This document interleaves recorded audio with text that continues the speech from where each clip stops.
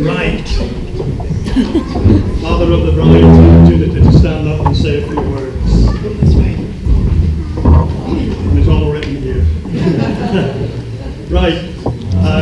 As father of the bride, it's my privilege to be able to stand up and say a few words. Unfortunately, Leslie's not feeling very well just now. She's been upstairs to lie down, but hopefully she'll be okay in a couple of hours.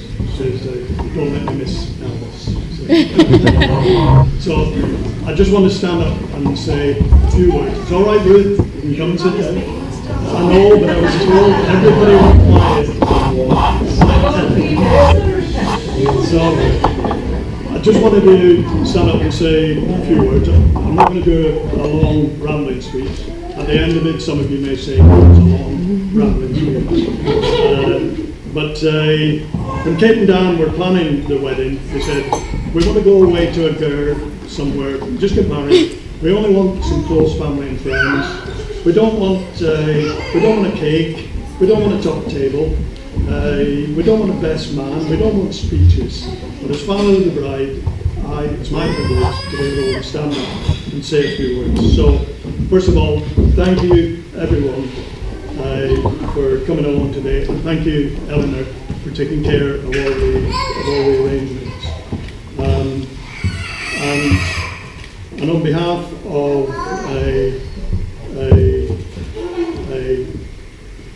thank you to everyone for coming along to Kate and Dan's special day. It's also a special day for those of you who have only ever seen Dan in a t-shirt.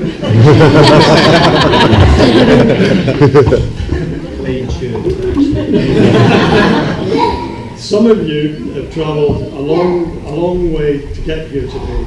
So first of all, I must mention those who have travelled. Leighton and Carrie have travelled all the way from New Zealand.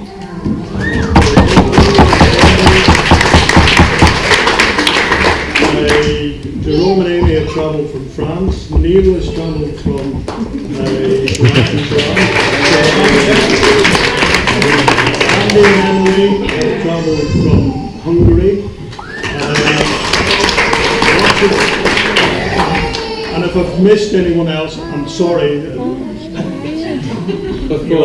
For Paul. Weekend. Liverpool.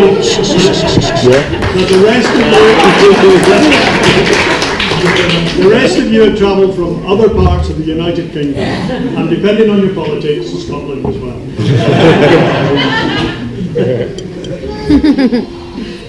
Right. So today, Leslie and I gain a son, and Gail and Peter gain a daughter. And don't forget Megan. Yes, and Dan gains a handsome, good-looking father-in-law. The reason I say that is that the last wedding we attended, your brother-in-law Jimmy, his best man, in his best man speech, told the father of the bride that he looked like Borat.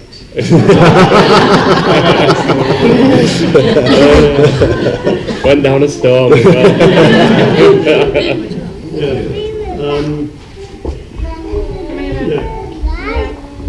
Kate and Dan met when Dan was travelling in China. It was about 7 years ago.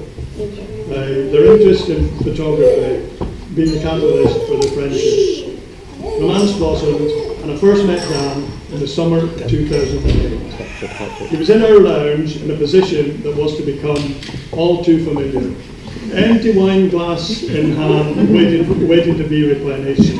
TV remote in his hand, and you've been framed on the television. I'm sure every time he takes a photograph, he says, "You've been framed."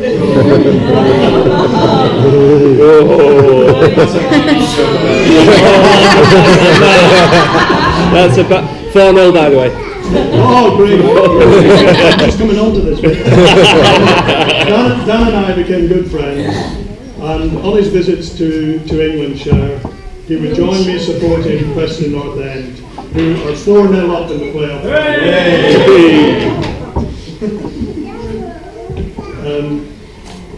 Right. we introduced Dan to the rest of the family. And Leslie's brother, Ian and I, and Dan had a few drinks one night. And afterwards, Ian said, there's something about it. I said, it's not quite right. Ian had been in the choir for many years, and after a few drinks, he started singing. But he says there's something about a Welshman who doesn't sing after he's had a few drinks. So anyway, gradually we introduced Dan to my family in Scotland. So I said to my brothers, I said, have a word with this guy. Interrogate him and tell me what you think of him. Did you? So,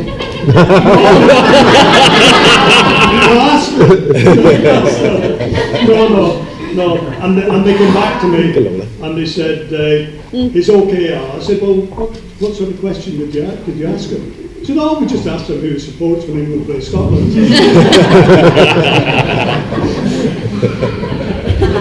That's easy, that is. Right. Sorry. When I was thanking everybody for travelling, I wanted to do a couple of toasts today. I lost my place a little bit, obviously there are people who aren't here today, and particularly the grandparents of Kate and Dan. My mother never got the chance to meet Dan, although she knew of him. And I remember the telephone conversation when Kate was telling her granny, yes, I've got a boyfriend and his name is Dan and he comes from Wales. And my mother was 90 years old and her hearing wasn't very good. And she says, oh, I used to know somebody from Wales called Stan. So he became Stan. So in memory of those who are not here today, I want you to stand up and just make a simple toast to raise your glasses to Some friends. Cheers. Cheers. Cheers. Cheers. She's singing Twinkle Twinkle Little Star to him. Flicked. I know. So Leslie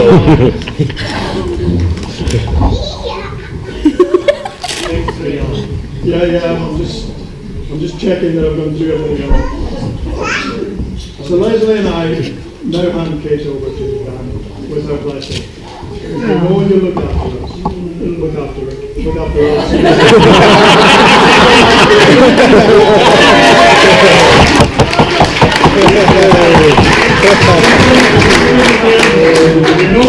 We know you look after him.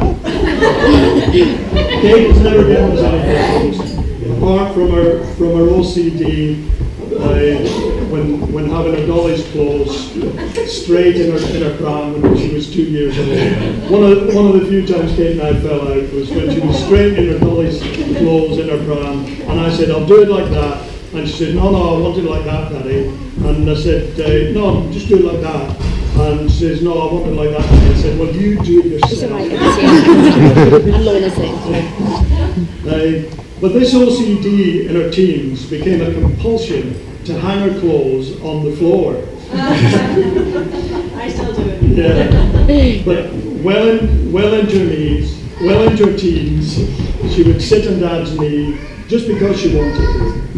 Leslie and I always encouraged her to do what she wanted to do, especially travel.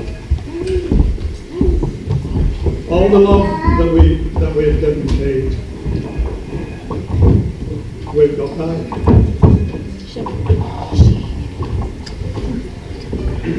We've got back many times. I've never had before. Finally, to both of you, thank you for the joy that is Megan and sharing the joy that is Megan.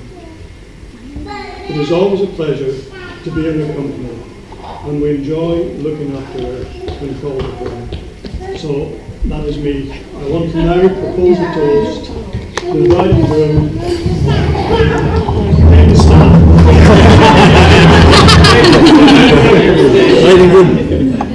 Fine, good.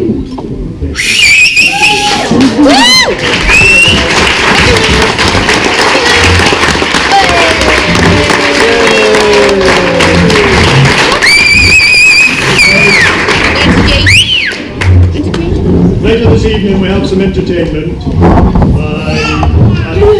Elvis is in the At building. 9 o'clock. He's in the building. It's in the building. But he just provides you music up until about 9 o'clock, and then he morphs into Elvis. He's going to do his bit for us. So enjoy that. Enjoy the rest of the evening, and I look forward to meeting those that I haven't met already today. Okay. Thank you.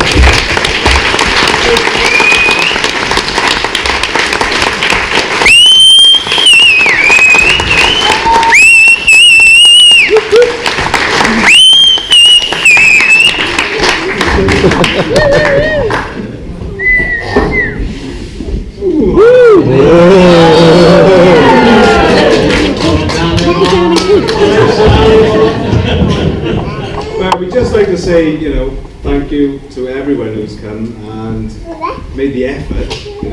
As Alan said, a lot of you have come from a long way away, especially the ones from Wick.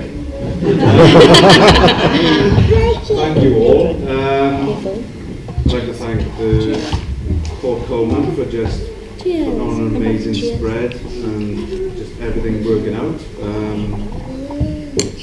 The desserts. Nancy J, Well, cheers. this fella's name. Cheers. And Gary, cheers.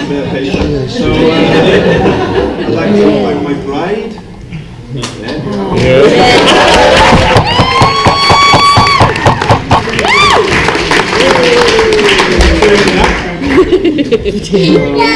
I'd like to thank the bridesmaids, your father, Alan and Leslie, which Leslie, well, I'll pass the message on.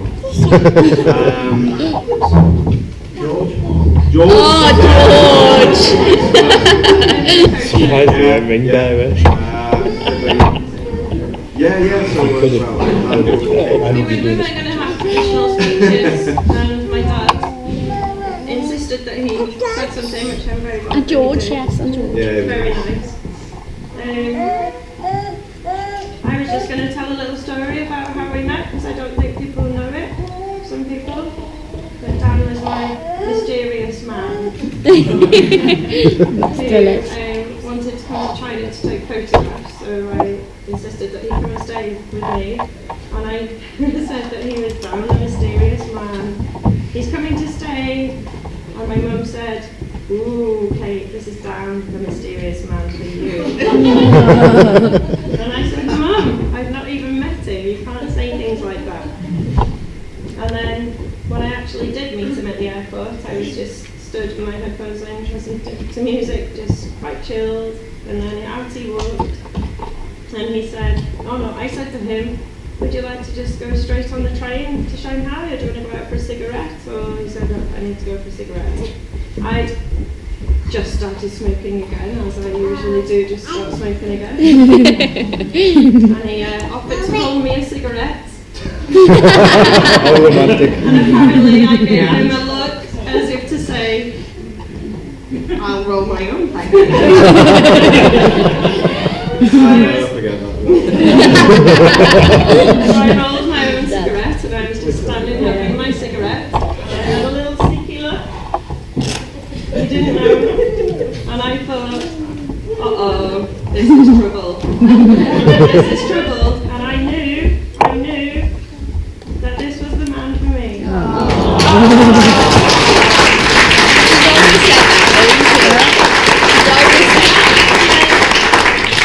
In that moment, I knew. Where's Zoe in that lot? Susie said to me, "Don't let Lindsay sit next to Dan. You're going to sit next to him." So I did. We had an That was MS. hot property, by the way. Lola. MSN relationship for a whole year. Careful, One careful. conversation lasted 11 hours just typing.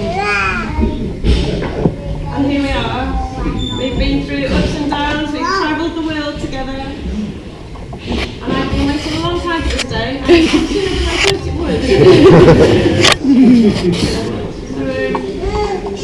I just answer that in there? Yeah. One time you were away, me and Jay were checking Facebook all the time to see if Dan Wood had changed his status. We left that for a while actually. Anyway, thank you everybody for coming. This is amazing. Yeah, Can't even- That's how we pictured it, really. Yeah. Yeah. So thank Can't even you. begin to imagine that it would have been like this. All these people, all our favourite people in front of us. It's amazing. We've got a couple of thank yous that we'd like to say. Obviously, thank you to my mum and dad who've been amazing. My mum has.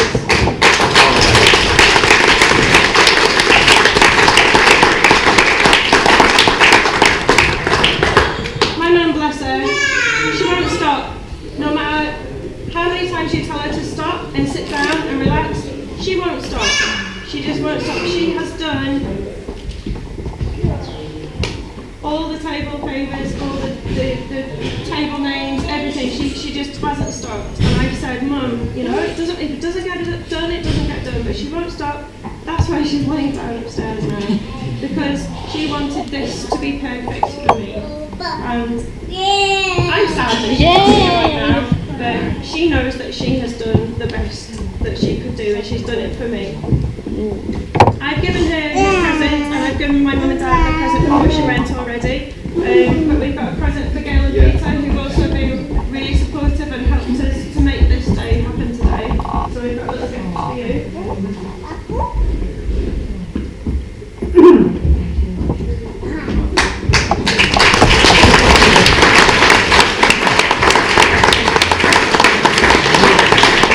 Is it a new carving knife? With a little bit of help from John. And Is it a new carving knife? Unfortunately, Jade, Megan opened your present. Thanks, Megan. Where is he? My bridesmaids, don't they look amazing? Yeah.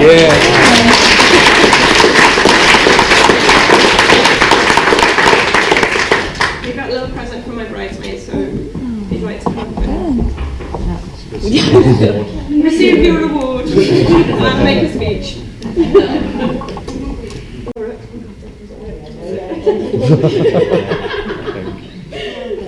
Thank you.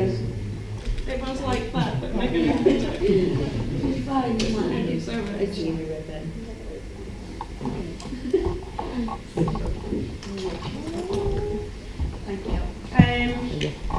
And to my gorgeous little flower girls, who I won't give their presents to because I've already given Megan hers and she threw it on the floor.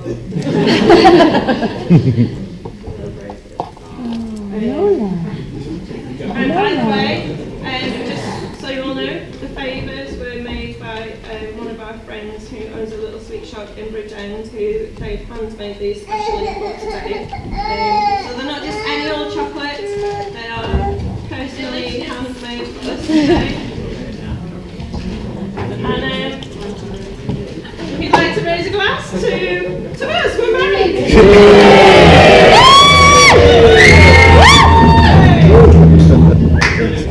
Cheers.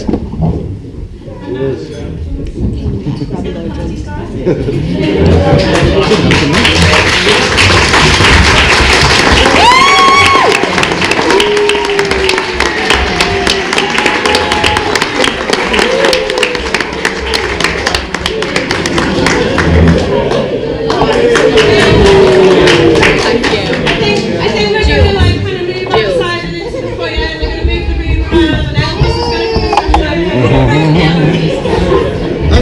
Hang on.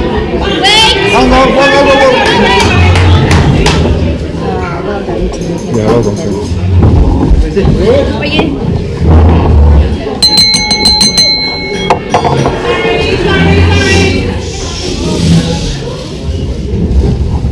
I'd just like to give a little gift to Kate, because Dan received a gift from Alan earlier on about the Scottish. Yeah. So this is our team and that Sounds team. like maybe it's Dave.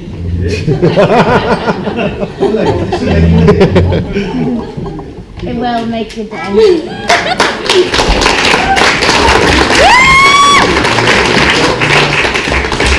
It's not a picture's apron, is it?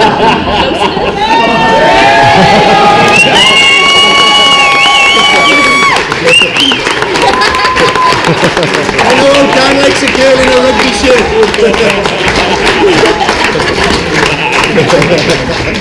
You're Welsh, no, Kate? Like crushes in my hair. Thank you. I can have it back later. Scotland keep using how you call yourself Welsh. That was close. Thank you. I need to go and change my myself now. I need to do the same. Hey, ain't it really bad that the baby changing areas in the women's toilet? It That's always bad, is. that, isn't it? Should be separate, shouldn't For a single dads. They just don't want to change them. Or they, I know, but it's still, I think, no one cares about that these days. well, Jimmy did. He went to change that and come back so he didn't The chocolates in the bag. Yeah, for later. Not having any more.